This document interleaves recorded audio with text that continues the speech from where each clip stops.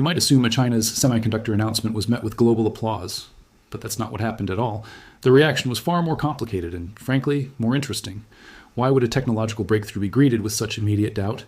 Honestly, the skepticism wasn't just about the machines themselves. It runs much deeper than that. Look, we've heard similar claims before from other places. They often don't pan out as promised. So what makes this situation any different? The core of the issue isn't just technical capability. It's about trust and a very tense geopolitical climate. You know, the backdrop here is a years-long tech war. Western nations have actively tried to limit China's access to advanced chip-making tools, so a declaration of independence from those very tools is a direct counterpunch. But can you simply will a cutting-edge lithography machine into existence? The physics involved are almost unimaginably precise. We're talking about manipulating light to etch patterns smaller than a virus. That's not something you can reverse engineer from a manual. The entire supply chain for this technology is a fiercely guarded global secret. China's claim isn't just about building a single machine either. It's about mastering the entire complex ecosystem from scratch. And that's where the first major point of skepticism arises. If they've succeeded, how did they manage it so quickly? The established leaders took decades to reach this level of precision. Their progress was built on a long collaborative history of incremental innovation. China's journey, by necessity, has been almost entirely solo. That solitary path leads to the first big question for analysts. Without that deep pool of shared global knowledge, what compromises had to be made? Are these new chips truly competitive or just functionally adequate? That distinction is everything in the high-stakes world of computing. Think about what you're holding in your hand right now. Your phone's power depends on the relentless miniaturization of transistors. Every year they get smaller, faster, and more efficient. That pace is governed by a principle known as Moore's law. Breaking into that relentless cycle is phenomenally difficult. So, when China says it's built its own advanced lithography systems, it's claiming a seat at that exclusive table. The immediate Western response wasn't congratulations, it was prove it. And that proof is going to be incredibly hard to demonstrate. You can't just show a photo of a machine in a clean room. The real proof is in the chips it produces and their performance in the real world. Those chips haven't hit the global market yet. They likely won't for some time, if ever. This leads to the second major layer of doubt. Is this a genuine milestone, or is it strategic messaging? Look at the timing of the announcement. It comes right after another round of strict export controls. The message seems designed for two very different audiences. Domestically, it's a rallying cry for technological self-reliance. Internationally, it's a signal that containment strategies might ultimately fail. But which of those narratives is closer to the truth? We honestly don't have a clear answer yet. The data simply isn't available to outside experts. And that lack of transparent data is the entire foundation of the Western skeptics' position. They can't inspect the machines, they can't benchmark the chips, and they can't verify the yields. In semiconductor manufacturing, yield is the king of all metrics. It's the percentage of chips on a silicon wafer that actually work perfectly. A low yield means a process is hopelessly expensive and unreliable. So what are the yields from these purported Chinese factories? No one outside a very tight circle has any real idea. This vacuum of information naturally fills with doubt and strategic analysis. Some analysts are looking at this from a purely practical angle. Maybe the goal isn't to match the cutting edge from ASML or Intel. Maybe it's about achieving good enough for critical national needs. Could a slightly less advanced but fully controllable chip supply be the real win here? Think about it from China's perspective for a moment. If you can't buy the most advanced chips for your military or government AI projects, what do? You build what you can, even if it's a generation or two behind. That's still a monumental achievement and a potential game changer for their internal security. But it's a very different claim from leading the global technology race. So which claim is actually being made? The announcements are often ambiguous, and that's likely by design. This ambiguity lets different audiences hear what they want to hear. For the West, it sounds like a direct challenge to their technological supremacy. Back home, it sounds like a promise of security and impending parity. Honestly, both interpretations put pressure on Western policymakers. The reaction hasn't been a unified one, though. Look at the subtle differences between the US and European responses. American officials have been the most vocal in their dismissive skepticism.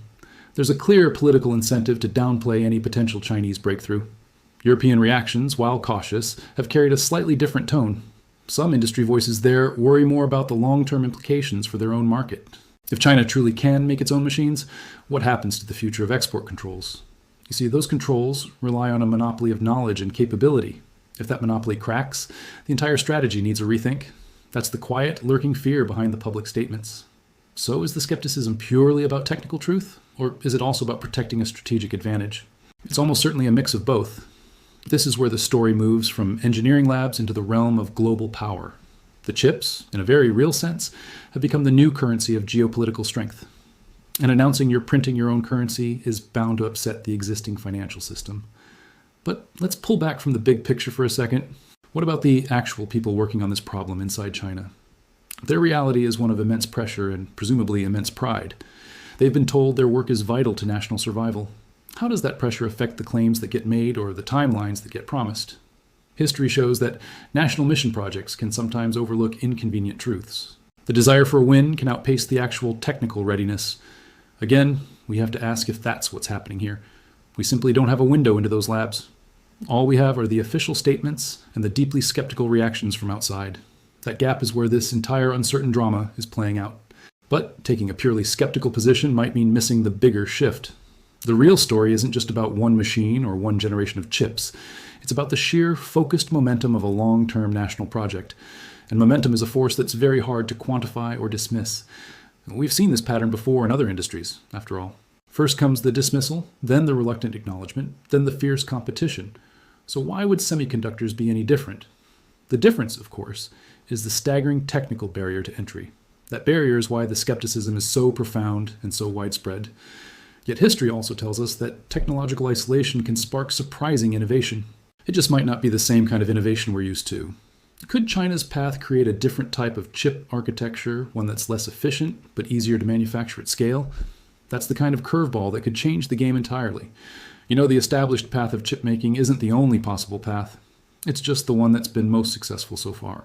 A closed ecosystem might prioritize different things, like resilience over pure performance.